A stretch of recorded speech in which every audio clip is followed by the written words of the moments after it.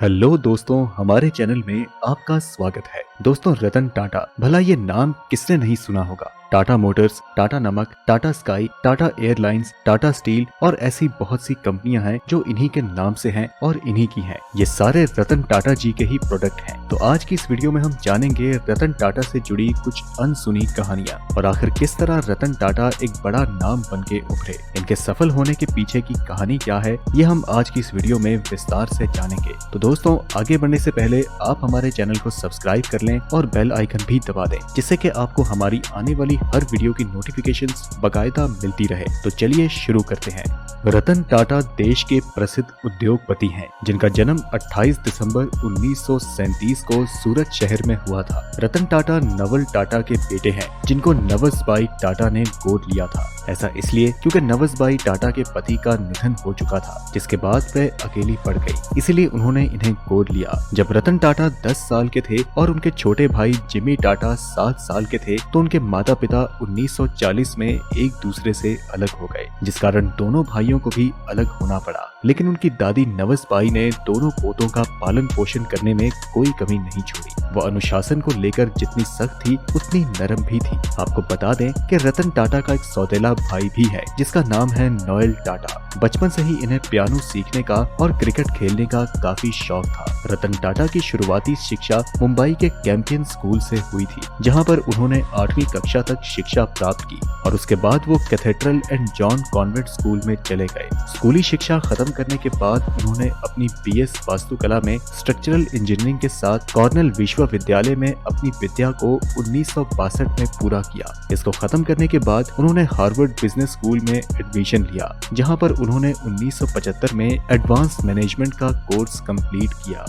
बहुत से लोग ये नहीं जानते हैं कि रतन टाटा एक प्रशिक्षित पायलट हैं। उनके पास एक पायलट का लाइसेंस है और अक्सर उन्हें टाटा समूह के स्वामित्व वाले विमान उड़ाते देखा जाता है। वह 2007 में F-16 फाल्कन उड़ान भरने वाले पहले भारतीय भी थे। रतन टाटा को IBM में नौकरी की पेशकश की गई थी, लेकिन उन्होंने इस प्रस्ताव को अस्वीकार कर दिया और इसके बजाय अपने पारिवारिक व्यवसाय में शामिल हो गए। साल 1971 में उन्हें national radio and electronics company का हार्डवेयर इंचार्ज बनाया गया। उस समय तक ये कंपनी घाटे में चल रही थी और बाजार में कंपनी की हिस्सेदारी सिर्फ 2% थी और घाटा 40% था। कुछ साल बाद रतन टाटा ने कंपनी को मुनाफे में पहुंचाया और बाजार में कंपनी की हिस्सेदारी 20% तक बढ़ा दी। लेकिन इंदिरा गांधी की सरकार ने देश में इमरजेंसी लागू कर दी, जिससे कि कंपनी को घाटा हुआ और इसके साथ साथ टाटा को यूनियन की हड़ताल का सामना करना पड़ा और इसी कारण बाद में नेल्को कंपनी बंद करनी पड़ी। कुछ समय बाद रतन टाटा को एक कपड़े वाली मिल संभालने की जिम्मेदारी दी गई। टाटा ग्रुप की ये कंपनी भी घाटे का सामना कर रही थी, जिसके बाद रतन टाटा ने इसे काफी संभालने की कोशिश की, लेकिन इन्हें किसी कारण कंपनी के हालात सुधारने के लिए 50 लाख रुपए की जरूरत थी, लेकिन वो इन्हें नहीं मिल पाए और आखिर में इस कंपनी को बंद कर दिया गया, जिससे कि रतन टाटा बहुत दुखी हुए थे। कुछ सालों बाद इनकी दुर्दशा पहचानते हुए इन्हें JRD टाटा ने टाटा ग्रुप का उत्तराधिकारी बनाने की घोषणा कर दी और 1991 में टाटा ग्रुप में रहते हुए वे अपने चाचा JRD टाटा के उत्तराधिकारी बने। टाटा इंडस्ट्रीज की कमान संभालते ही टाटा कंसल्टेंसी सर्विसेज ने पब्लिक इशू जारी किया और टाटा मोटर्स को न्यूयॉर्क स्टॉक एक्सचेंज में लिस्ट किया।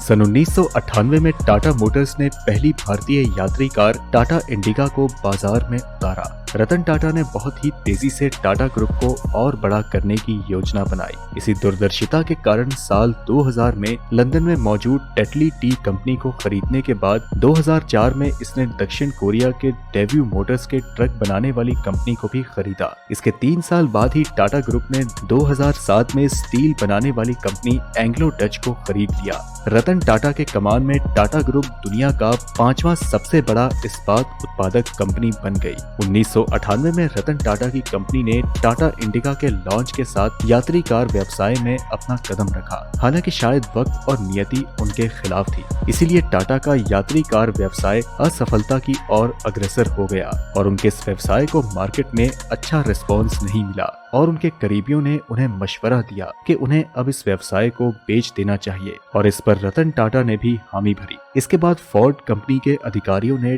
टाटा मुख्यालय बॉम्बे हाउस में आकर उनके कार व्यवसाय में रुचि दिखाई। रतन टाटा अपने महत्वपूर्ण सहयोगियों के साथ डेट्रॉयट, जहां पर फोर्ड कंपनी का मुख्यालय है, वहां अपने व्यवसाय का सौदा करने पहुंचे। वहां उनकी मीटिंग तकरीबन 3 घंटे तक चली और इस बीच फोर्ड कंपनी के प्रतिनिधियों का व्यवहार टाटा के प्रतिनिधियों के प्रति कुछ सही नहीं था, जैसे मानो उनका मजाक उड़ाया जा रहा हो। बातों बातों में ही फोर्ड के मालिक बिल फोर्ड ने रतन टाटा से ये कह दिया कि जिस व्यापार के विषय में आपको जानकारी ही नहीं है, उसमें आपने इतना पैसा क्यों लगा दिया? ये कंपनी खरीद कर हम आप पर एहसान कर रहे हैं। कई बार इंसान अपने घमंड में कुछ ना कहने वाली बातें भी बोल जाता है। रतन टाटा ने उस समय अपमान का घूंट पी लिया, क्योंकि इस वक्त उनकी मजबूरी थी। उन्होंने निर्णय किया कि अब वे इस व्यवसाय को नहीं बेचेंगे और इसे नई ऊर्जा के साथ दोबारा शुरू करेंगे। मीटिंग के बाद तुरंत ही रतन टाटा ने वापस लौटने का फैसला ले लिया और पूरी यात्रा के दौरान उनके चेहरे पर एक अजीब सी खामोशी थी।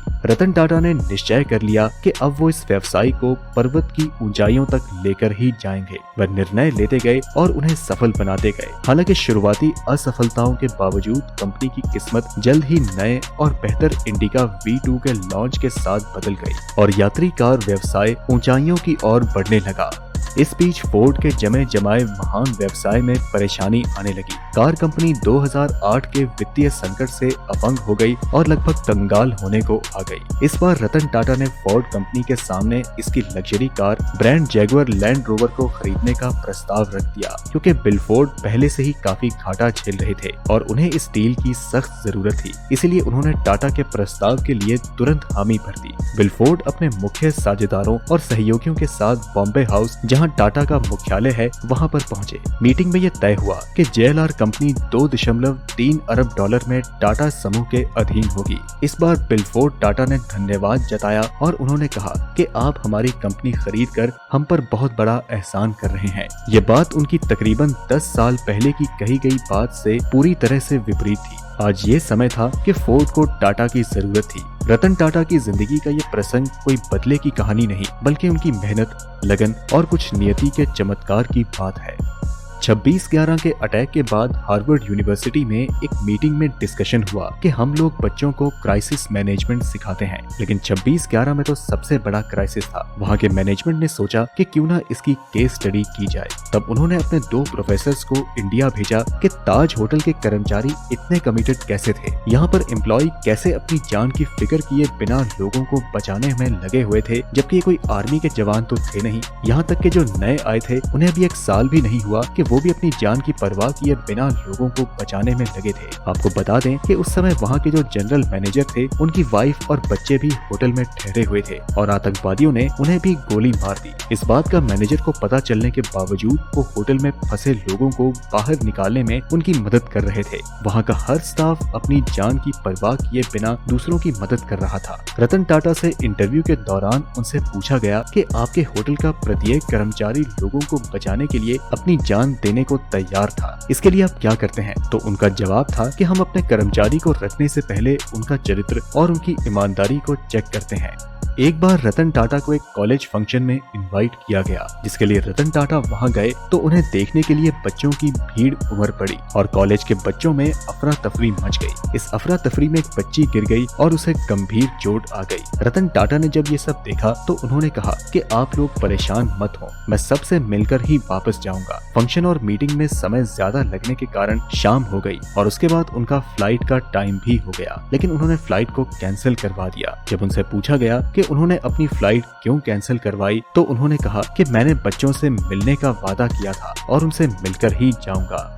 एक बार टाटा मोटर्स में लेबर यूनियन और मैनेजर के बीच बहस हो गई। लेबर यूनियन अड़ गई कि उन्हें बोनस मिलना चाहिए, लेकिन मैनेजमेंट तैयार नहीं था। इस वजह से उनमें आपस में बहुत ज्यादा बहस हो गई और हाथापाई तक की नौबत आ गई। जब रतन टाटा को इसके बारे में पता चला तो वह तुरंत वहां गए और जाकर लेबर यूनियन के साथ हड़ताल पर बैठ गए। उन्होंने यूनियन का सपोर्ट किया और कहा कि हाँ, बोनस तो मिलना ही चाहिए। रतन टाटा ने मैनेजमेंट से कहा कि इन्हें बोनस दिया जाए। मैनेजमेंट ने बोला कि श्रीमान, इन लोगों को अभी बोनस नहीं दिया जा सकता, लेकिन रतन टाटा ने कहा कि कोई बात नहीं, इन्होंने मेहनत की है तो इन्हें इनका हक जरूर मिलना चाहिए। लेबर यूनियन सारी बातें सुन रहा था और आखिर में यूनियन ने खुद ही बोनस लेने से मना कर दिया, क्योंकि कंपनी का मालिक खुद उनके साथ बैठकर उनका सपोर्ट कर रहा था। इससे बड़ा बोनस और क्या हो सकता है।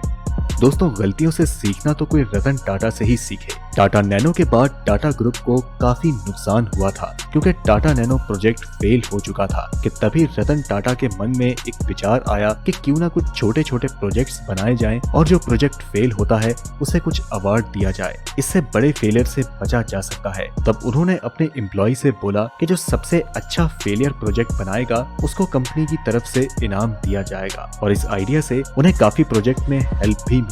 एक बार रतन टाटा गाड़ी से अपनी टीम के साथ नासिक से मुंबई की तरफ जा रहे थे कि तभी रास्ते में उनकी गाड़ी का टायर पंक्चर हो गया। गाड़ी एक पंक्चर बनाने वाली दुकान पर खड़ी करके टीम के सभी सदस्य गाड़ी से उतरकर इधर उधर घूमने लगे, लेकिन रतन टाटा उस पंक्चर वाले के साथ बैठकर दूसरे टायर में हवा चेक कर रहे थे और पंक्चर बनाने में उसकी मदद कर रहे थे। जब टीम के लोगों ने कुछ देर तक उन्हें नहीं देखा तो वह उन्हें ढूंढने लगे। अचानक किसी की नजर पड़ी तो सभी लोग उनके पास पहुंचे और बोले कि आप रतन टाटा हैं, आप इसकी हेल्प क्यों कर रहे हैं? ये अपने काम का पैसा ले तो रहा है। इस पर उन्होंने कहा कि अगर ये अपना काम 20 मिनट में करता है और मेरी हेल्प की वजह से अगर इसे 5 से 7 मिनट पहले ही काम कर लिया तो हमें इतना ज्यादा टाइम मिल जाएगा और हम मीटिंग में उतने समय में पहुंच जाएंगे।